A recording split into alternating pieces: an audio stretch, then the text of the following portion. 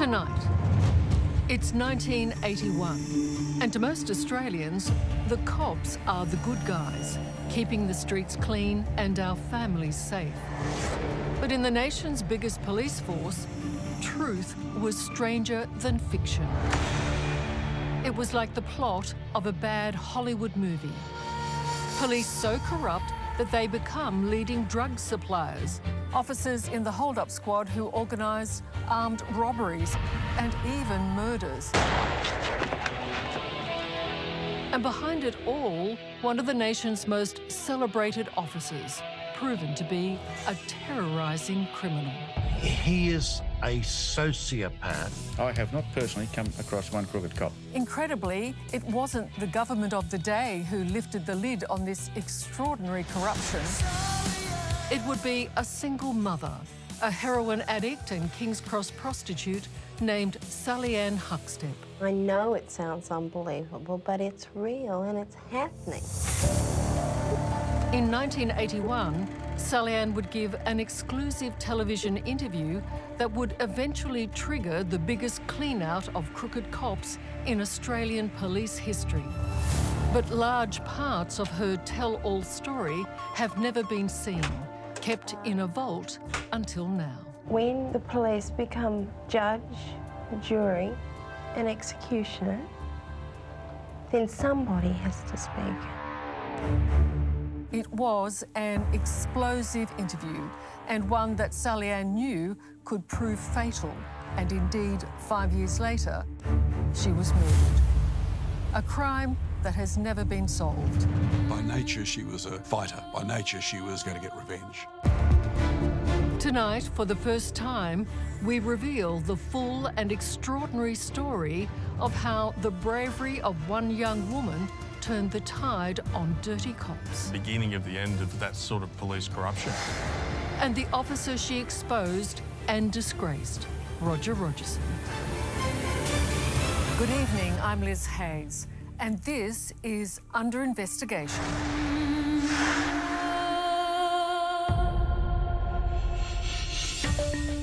Joining me tonight in an exclusive appearance, the New South Wales Police Commissioner, Mick Fuller. John Dale, who literally wrote the book on Sallie-Anne's life and tragic death. John Laycock, the former Assistant Police Commissioner who re-examined Sallie-Anne Huckstepp's murder and worked with Roger Rogerson as a young cop. Kate McClymont, the award-winning investigative journalist whose work helped expose the police corruption first called out by Sallie-Anne Huckstepp. And joining us from the north coast of New South Wales, Mick Drury, former New South Wales drug squad detective who was almost murdered for being a good cop in Roger Rogerson's crooked circle. Thank you all for joining me. Can I start with you, Commissioner? Do you have a view of that era and the role that Sallie-Anne Huckstepp played in that? Yeah, look, it's an amazing era, part of the New South Wales Police Force. We probably saw some of the worst corruption that we've seen in modern history as a result. Kate, you were a young journo at the time. What did you make of it? Look, it was an extraordinary time, basically because the police officers that we thought were the ones that were meant to be holding criminals to account were actually part of the criminal enterprise themselves. It was just extraordinary. Mick Drury, you were there. How do you describe that era? I think it was a criminal phenomena, and it had a profound impact on life in Sydney, stemming from King's Cross. It's hard to believe now, the corruption that occurred during the 70s and early 80s. And therefore, Sallie-Anne Huckstepp's role in that was unique. It was. And I think she's only now being really appreciated for what she did. It's June 27th, 1981. A small-time heroin dealer and street thug is shot dead by a New South Wales police officer in an inner Sydney laneway. The criminal was 22-year-old Warren Lamfranchi, and the officer, New South Wales super cop, Detective Sergeant Roger Rogerson. It is reported as the dramatic killing of a Sydney crim, And the story might have ended there, except that the Crim's girlfriend happens to be a young King's Cross prostitute named Sallie-Anne Huckstepp. Risking her life, and just days after the shooting, Sallie-Anne goes public with all that she knows in a 60 Minutes interview with journalist Ray Martin. Sally, we hear so often of corruption in the police force, corruption at King's Cross. How much corruption is there? It's total. Total. The claims Sallie-Anne makes about the New South Wales Police are almost beyond belief for a 1980s public. I've been paying the police for 10 years. What, as a prostitute? As a prostitute. My ex-husband was a criminal. I paid the police many times for him. I would have been quite happy to go on paying the police because it's a way of life and it's the way you survive. But when the police become judge, jury, and executioner, then somebody has to speak. Somebody has to come forward. Somebody has to start somewhere and stop it.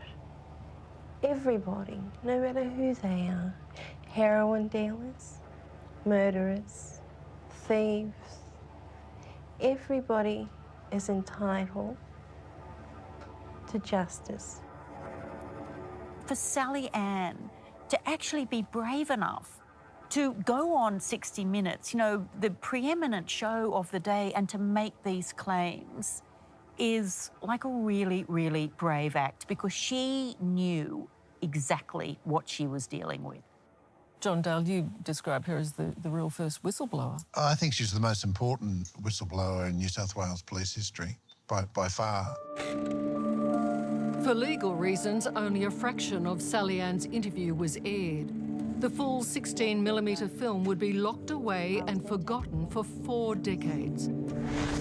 But her first-hand account of a police force gone rogue and the doubt she cast on a hero police officer who was, in truth, a drug lord and brutal murderer was electrifying. I remember going up there to the 22nd floor or so of the Hilton Hotel, and she was quite emotional that night. She was crying beforehand about what had happened to Lanfranchi, not about talking to us, but what had happened. She was chain smoking beforehand, and yet she was clearly tough. My memory was how articulate and how together she was for a 25 or 26-year-old woman who'd been to hell and back. And she wanted to tell the story, and she also wanted to get Roger Rogerson. And so I sat there as a journalist, almost with my mouth open. John Laycock, did you see the interview? I did see the interview. Was your instinct, though, that she was telling the truth, or did you just dismiss her? I didn't dismiss her. From a personal view, it was quite shocking, actually. Admitting on camera that you are had been a heroin user and a prostitute, and that you had been paying police, it definitely had the ring of credibility. And I remember thinking, wow, I don't know how much you've bitten off here, but good luck to you. Watching it, and I have had dealings with prostitutes in operational and heroin addicts, and I worked across in the late 90s. She was so articulate and believable, and I think that was her personality. Well, you watch it now, she's a heroin addict prostitute, but she was believable. And John Dale... I did see it, and my feeling at the time when I saw it, I thought, she's not going to live very long. Coming up... Detective Rogerson has a reputation as being a very evil man. The damning allegations never before broadcast. It was hard not to shake your head and say, this is amazing. As Sallie-Anne becomes a deadly target. We went into hiding. These are very dangerous people. We thought he'd kill us. That's next on Under Investigation.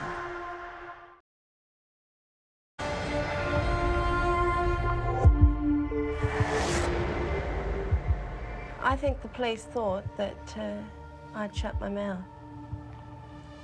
As I've kept quiet, all these years. Prostitute and heroin addict Sallie-Anne Huckstepp appears on 60 Minutes to blow the whistle on the king of New South Wales crooked cops, Roger Rogerson. Oh, we feared for our lives. 5 years after that interview, Sallie-Anne was found dead, strangled, face down in a pond in Sydney's Centennial Park. But who was Sallie-Anne Huckstepp? Born into a middle-class Jewish family in Sydney's affluent eastern suburbs, she attended a private school, Moriah College, and was considered a bright student. But she struggled with her parents' early divorce. And at 13, she ran away from home. At just 14, she was working as a waitress at Sydney's notorious King's Cross club Whiskey A Go-Go. And at 15, she turned to prostitution to pay for a growing drug habit, an addiction she desperately tried to break. I knew I was really slipping, so going downhill very rapidly.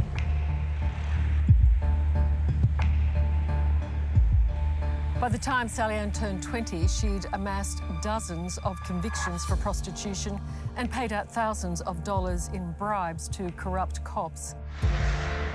Then, in early 1981, she fell for a heroin dealer and standover man named Warren Lanfranchi, a man who would change her life, a man who would indirectly lead her to her death.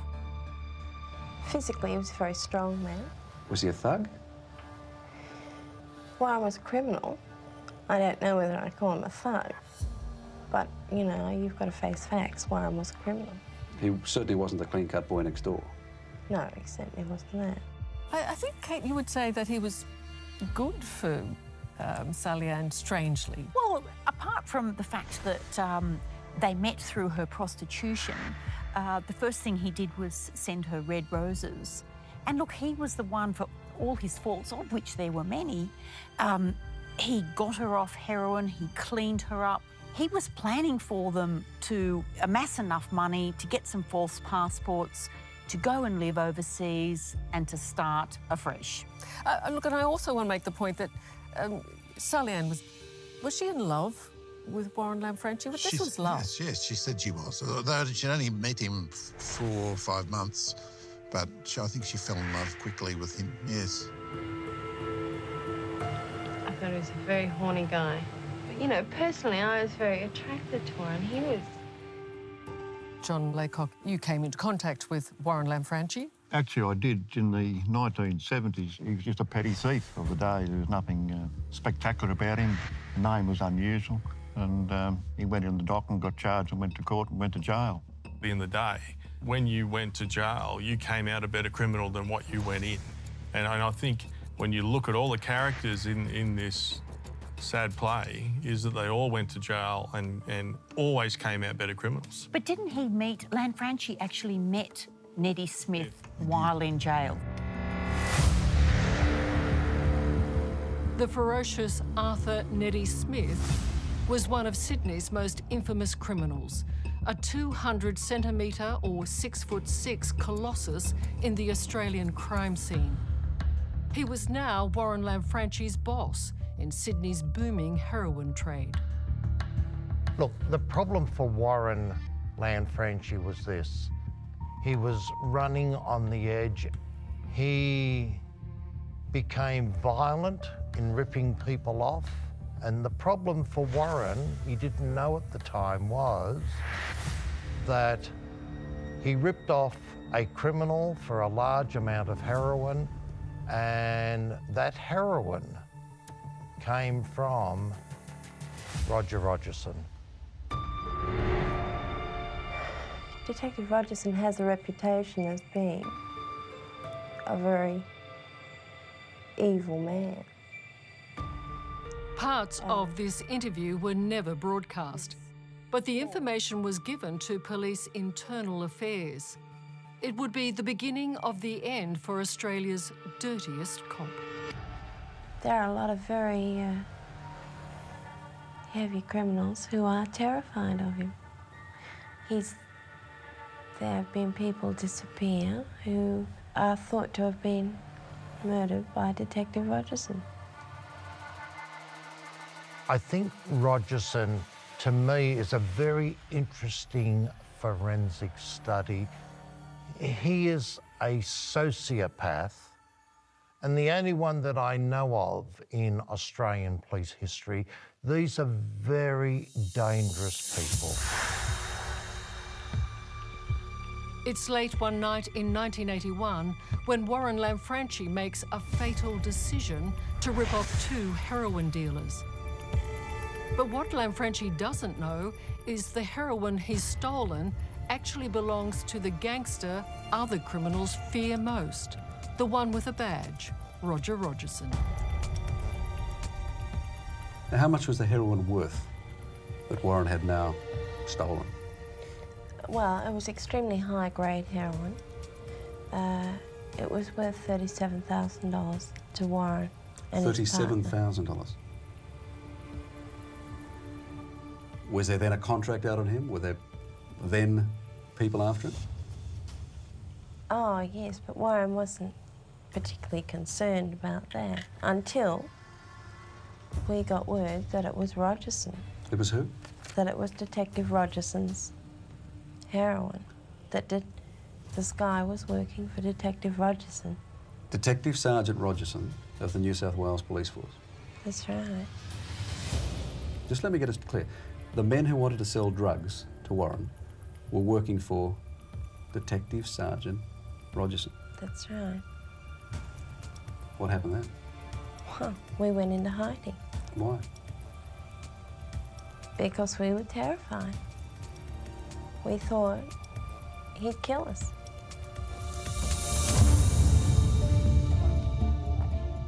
Detective Sergeant Roger Caleb Rogerson, honoured with 13 police awards, once even touted as a future police commissioner, was a cop with a secret and a deadly double life.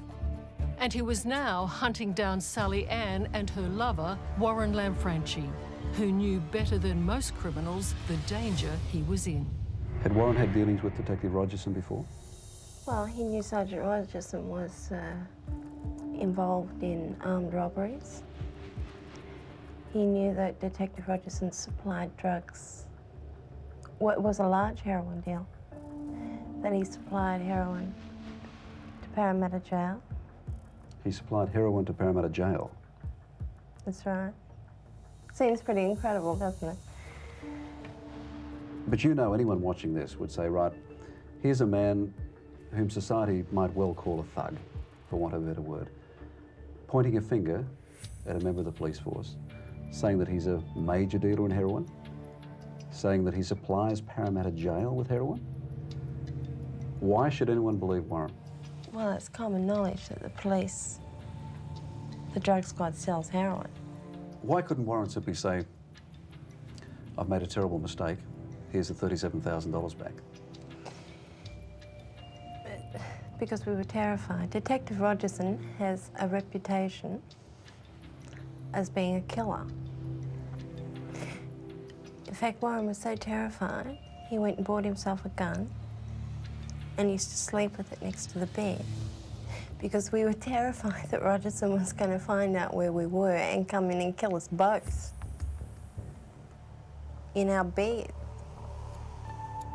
We've never had a sociopath in the police force so well positioned as this man. It was like Chicago in the 1920s. People in downtown Sydney, Australia, could not believe that this was going on. Coming up, Her love of her life is murdered in cold blood. the fatal showdown with Detective Roger Rogerson He thought that he could get away with it. that brought Sallie-Anne out of the shadows. Sallie-Anne had had enough. She was looking for justice at any cost. That's next on Under Investigation.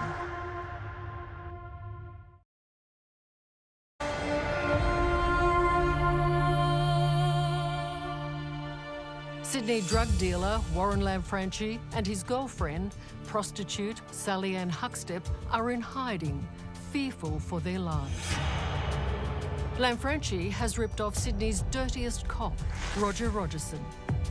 Now Rogerson is hunting him. So Warren's boss, gangster Neddy Smith, cuts a deal with Rogerson. As Sallie-Anne told Ray Martin on 60 Minutes, it was a deal Lanfranchi hoped would save both their lives. How much?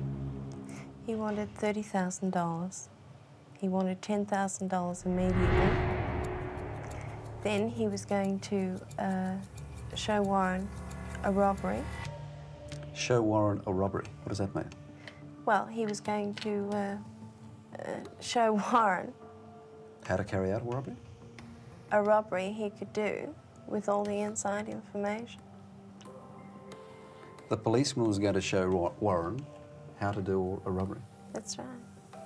Robbery was so that Warren could pay Rogerson the balance of the $30,000, plus he wanted a cut of the proceeds from the robbery.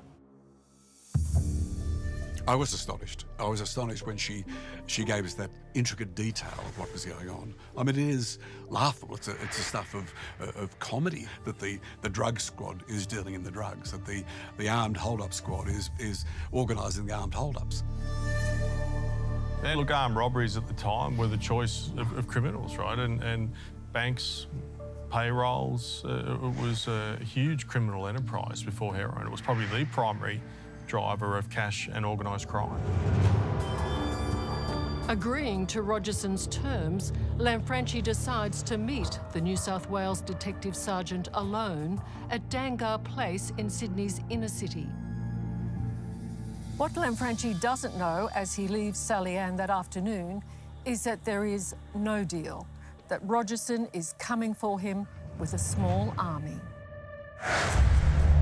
Sallie-Anne says Lanfranchi is unarmed, carrying only $10,000 cash he has promised Rogerson as a down payment. I asked Warren to bring some flowers home for me. And he turned around and said, "Well, darling, you never know. You could be sending me flowers." We had $10,000, which we'd wrapped up into bundles with elastic bands right round it. He put the money down the front of his pants and pulled his jumper down over the top of it. I kissed him at the door and asked him what time he thought he'd be back, because I'd be worried. You know, I mean, I didn't want him to go. You didn't want him to go? No. He said he didn't know what time he'd be home, but if he wasn't home by 6 o'clock, then I'd know he'd been killed.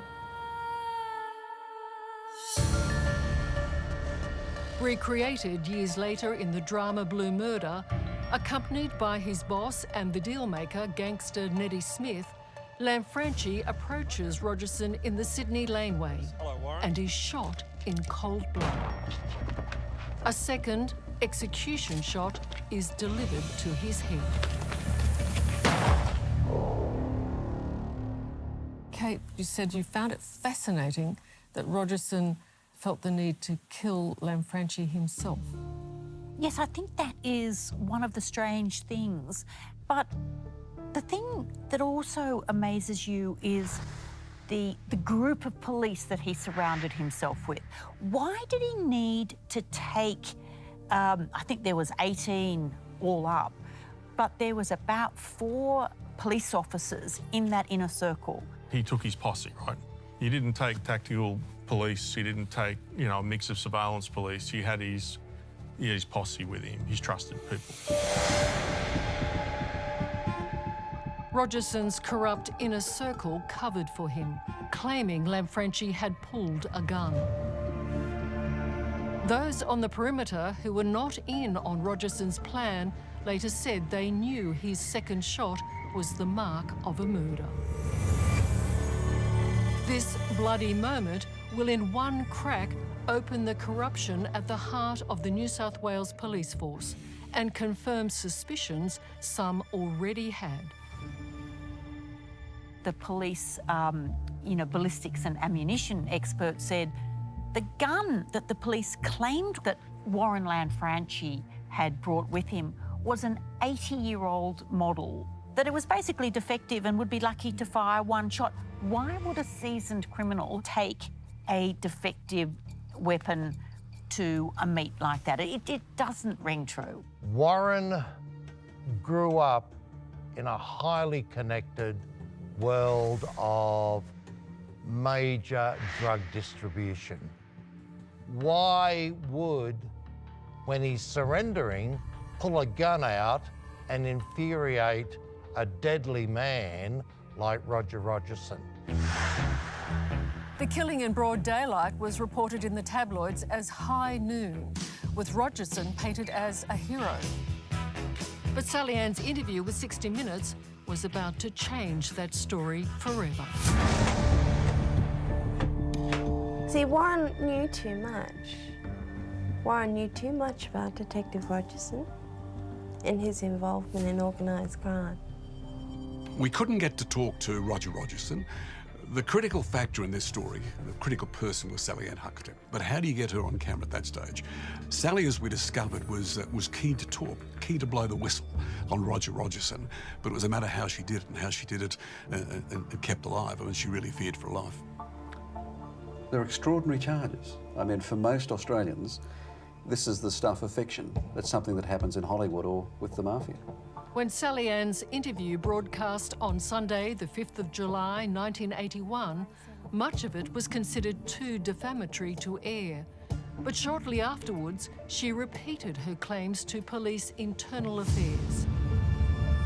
A detective squad in Sydney arranges hold-ups. That's right. And the drug squad sells Sells- heroin. I know there are people watching this who are just not going to believe this. And in broad daylight, on a Saturday afternoon, a detective sergeant executes a man. That's what you're saying. That's right. He'd murdered him in broad daylight and thought that he could get away with it, as he's probably got away with it before. That's not the way Australians read it on Sunday morning in the newspapers. Unfortunately, a lot of what Australians read in the newspapers is what the police allow them to read. She spoke to us for 60 minutes and then it hit the fan the next day on the Monday. And suddenly the police, newspapers were on the story and the police wanted to know more details because she had fingered Rogerson and the police running the drug business in New South Wales. There'd been stories in my early journalism career of the police commissioner clearly being crooked in New South Wales. There'd been stories of the Premier of New South Wales having been on the take from various gambling syndicates and so on. So I wasn't exactly naive. But this, to get a chapter and verse from this woman who had been in the thick of things, if you like, was pretty shocking, even for me. She'd talk so easily and so openly about the police knocking people off, about the police being in charge of the heroin traffic at that stage. And it was hard not to shake your head and say, this is amazing. People find it very hard to conceive that upstanding, upright members of our police force are corrupt. They don't want to believe it. It doesn't make you feel very protected. And most people just can't conceive of it. Kate, why did she do it? Really, why? She knew how dangerous this was. Her love of her life is murdered, as she sees it, in cold blood on a Saturday afternoon in the middle of inner city Sydney. 60 Minutes goes to air less than a week later. The rules of engagement have been broken. She packs him off with the money because that's how she knew you do business. You pay to get an outcome, and the outcome that she got was not the agreed deal that she and Warren Lanfranchi thought that they had had. And so she did that interview because she wanted to show them for what they were.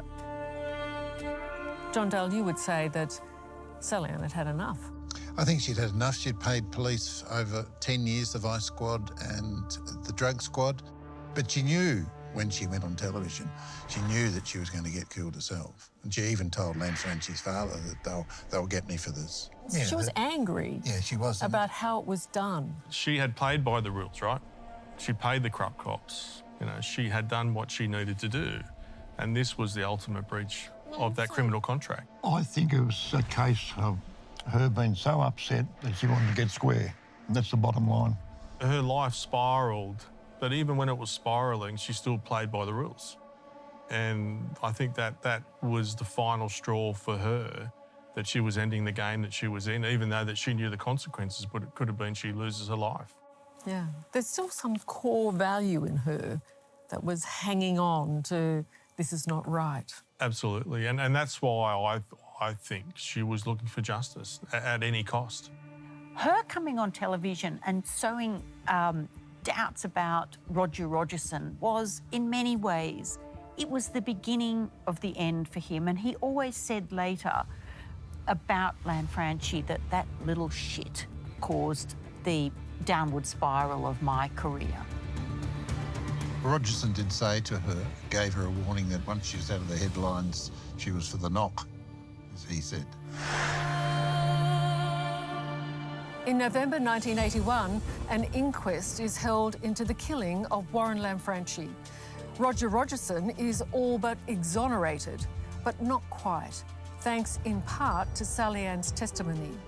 I have to leave the country. I've upset the balance.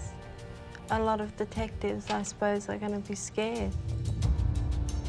The coronial jury accepts Rogerson was acting in the line of duty, attempting to arrest Lanfranchi, but rejects his claim that he shot Lanfranchi in self-defence. And that was largely due to two witnesses who lived nearby. Mary McElhone and Jane Healy heard Rogerson's 2 gunshots. There was a gap of about 12, 13 seconds, and we heard another gunshot. When we said that it was such a large time between the shots, when Rogerson had said they were virtually immediately after the other, it must have given the police quite a shock, because it was clear that they were not bang, bang. It was the first time I realised police could lie. He lied. I know he lied, and he said that the shots were in quick succession. That's not what happened, and I was really shocked.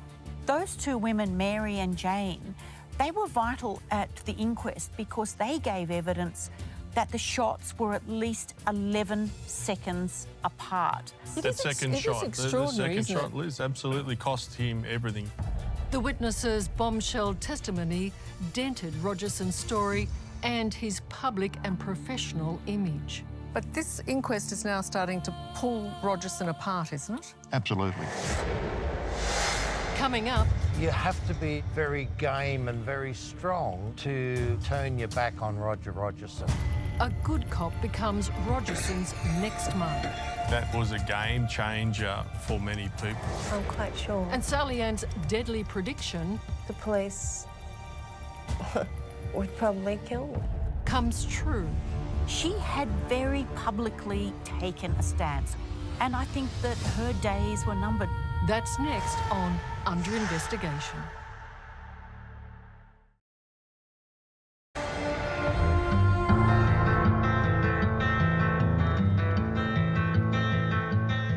The fall of Roger Rogerson can be dated from Sallie-Anne Huckstepp's bombshell allegations on 60 Minutes in 1981.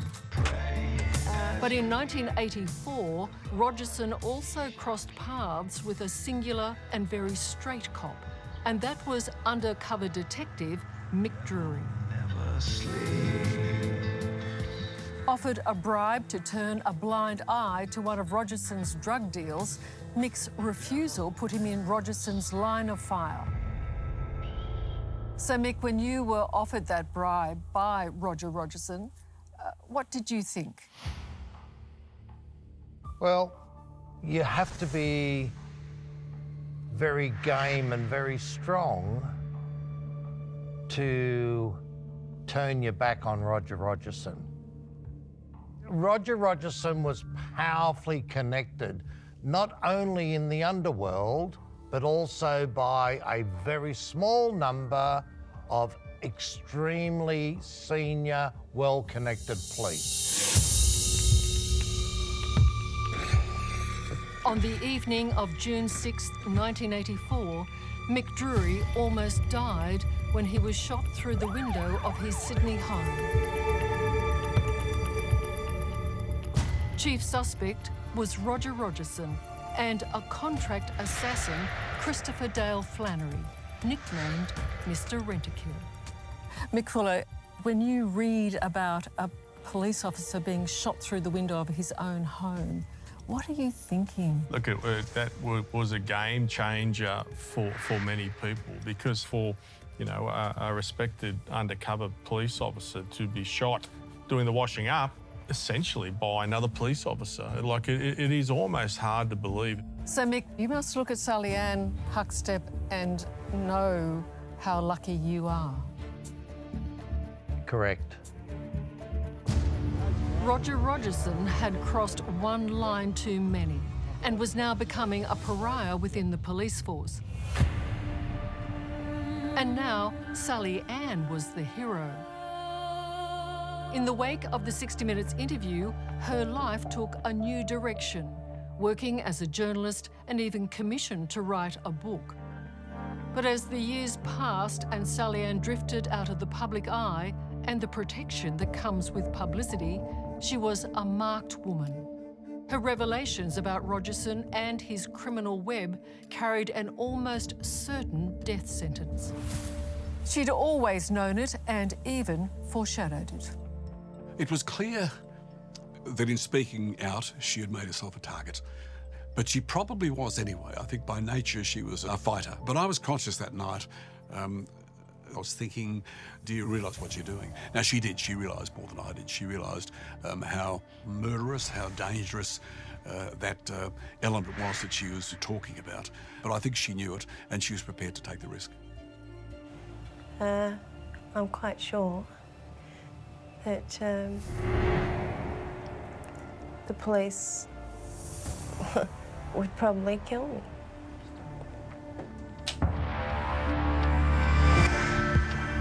On the night of February the 6th, 1986, 5 years after the fatal shooting of her lover, Warren Lanfranchi, and her tell-all interview, Sallie-Anne receives a late-night phone call and races out the door. A few hours later, her body is found lying face down in Busby Pond within Sydney's Centennial Park. She'd been strangled and drowned, silenced forever. I was in Centennial Park walking the dog on the morning that the police were there retrieving her body from the pond. I didn't witness anything, but knowing what she had said before and being there when they were taking her body out was just something absolutely extraordinary. Did we all reflect upon the interview that she did at that moment and go, OK, there's the connection? Well, you couldn't help it. I mean, she had very publicly taken a stance on 60 Minutes, and I think that her days were numbered. Just 2 months after Sallie-Anne's murder, the New South Wales Police Force finally rids itself of its most crooked cop. Roger Rogerson is sacked for police misconduct, including improper association with criminals, but he denied any role in Sallie-Anne's death. I was shocked when I learnt that Sallie-Anne Huckstepp had been murdered here in Centennial Park. I think it was because she was a very attractive and a good-looking little bird, that she got a lot of sympathy from different people, including members of the media and the public. But she really was just a typical common prostitute.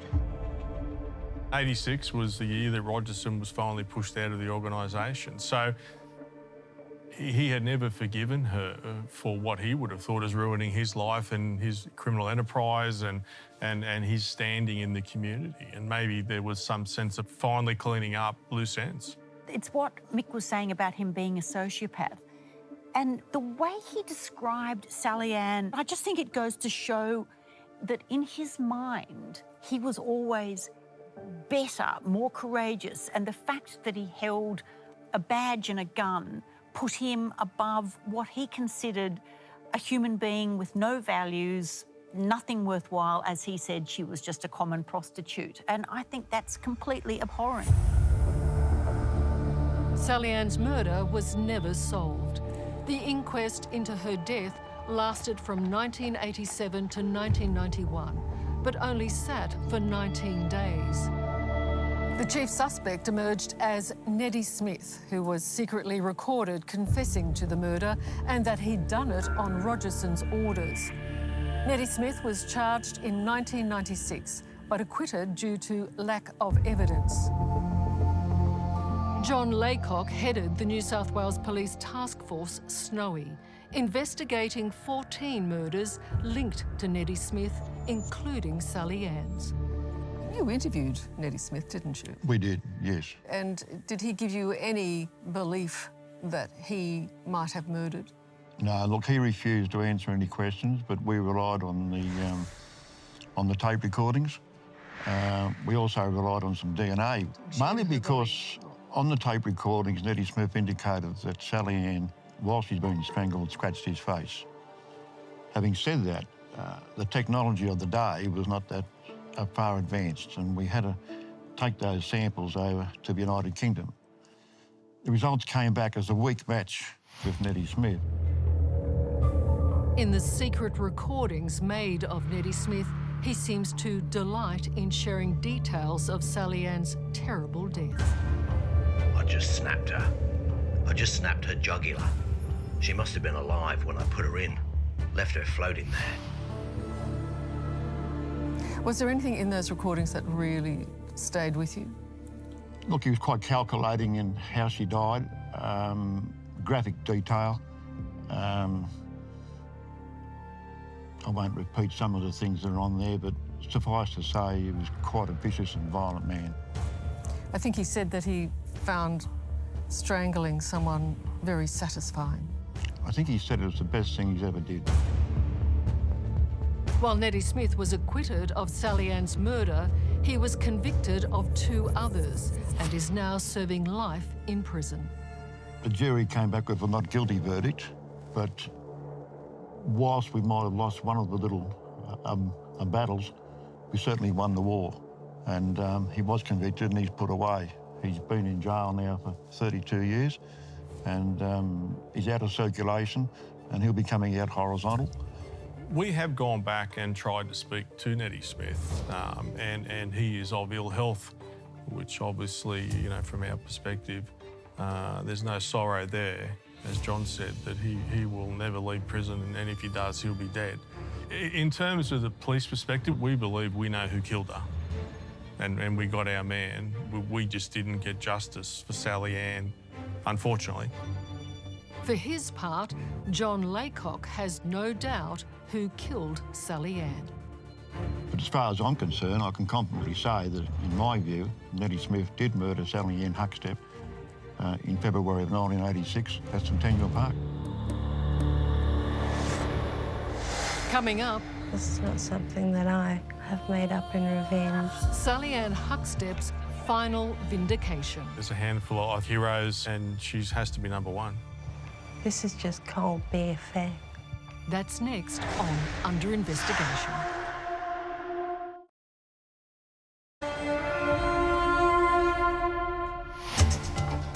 From hero cop in 1981, Roger Rogerson's fall accelerated after the murder of Sallie-Anne Huckstepp in the wake of her extraordinary 60 Minutes interview. We were terrified that Rogerson was going to find out where we were and come in and kill us both in our bed.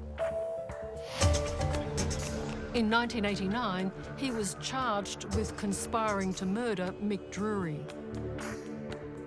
In 1995, As a result of Sallie-Anne's revelations, the Wood Royal Commission investigated police corruption in New South Wales and named Roger Rogerson as one of the central gangsters.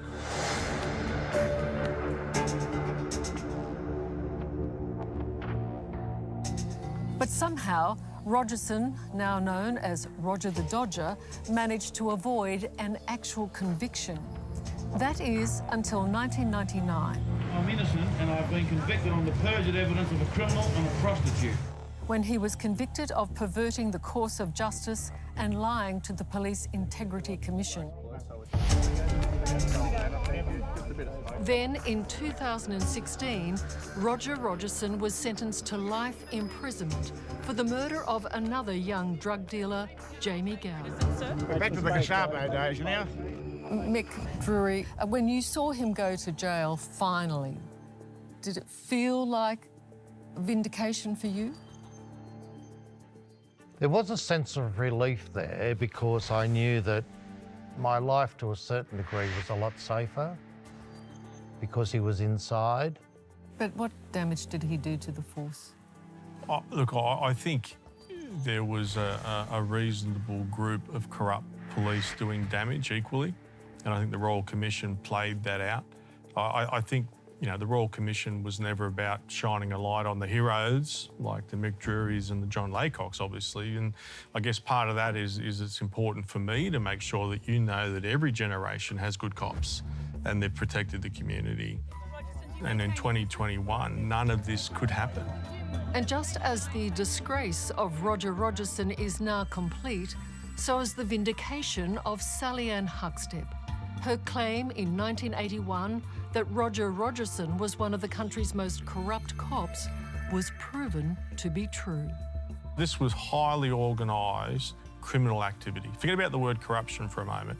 It was highly organised criminal activity.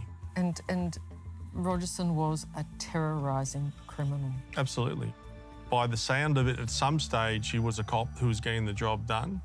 Now, was it heroin? Was it the money and the power that changed him? I don't know if we really know the answer to that story. But it's important that we tell these stories so we don't forget the history.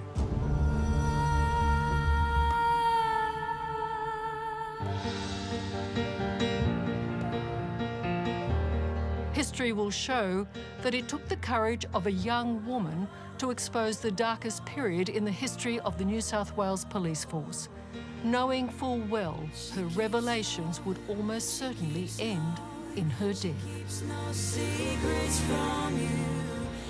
When the police become judge, jury, and executioner, then somebody has to speak out.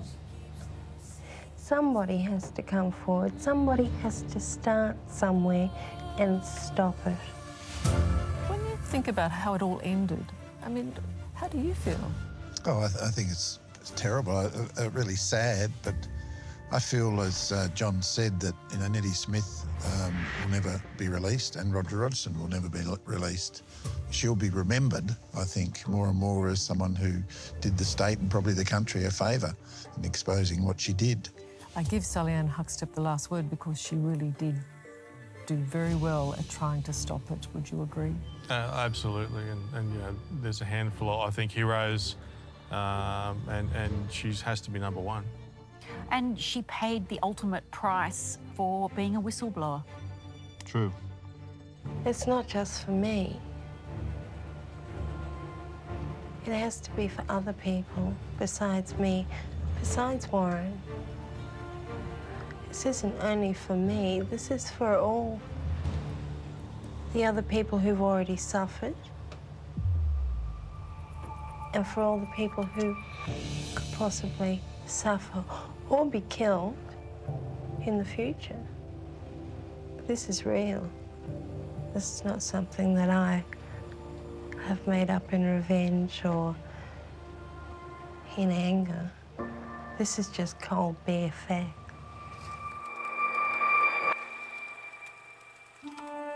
Thank you all for joining me, and thank you. I'm Liz Hayes. Good night.